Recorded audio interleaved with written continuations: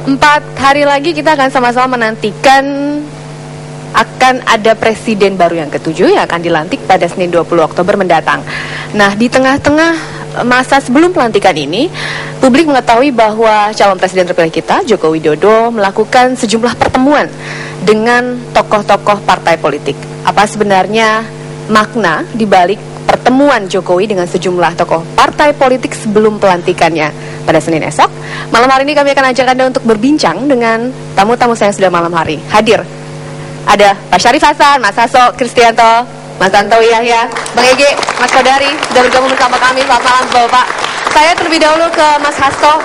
Kita tahu hampir 1 pekan nih Pak Jokowi ini terlihat bertemu, Mas Hasto, dengan beberapa partai politik, terakhir bertemu dengan Pak RB. Mau ada apa sih sebenarnya, Mas Hasto? Ya, ini suatu terobosan bagaimana publik sebelumnya melihat seolah ada kebuntuan politik, tapi kemudian Pak Jokowi mengambil langkah-langkah terobosan dan sejalan dengan tradisi demokrasi kita yang bermusyawarah, maka bertemulah para pemimpin itu. Dan langkah terobosan ini disambut juga secara positif termasuk oleh Pak Abu Rizal Bakri sendiri. Bisa tanya sama Bung Tantowi Yahya, betul tidak? 100%. Salaman dulu.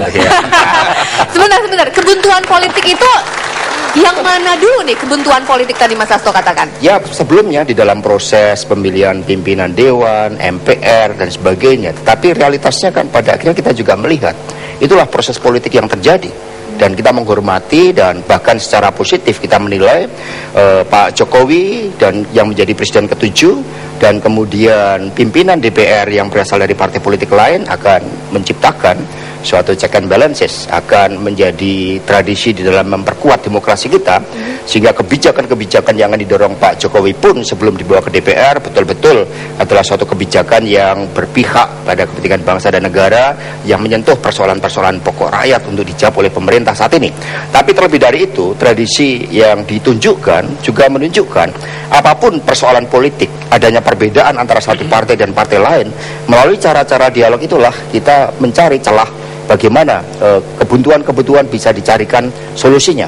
Dan dengan tradisi Pak Jokowi, dengan leadership style dari Pak Jokowi yang memang suka berdialog, bermusyawarah, saya yakin bahwa ke depan Indonesia akan lebih baik. Oke.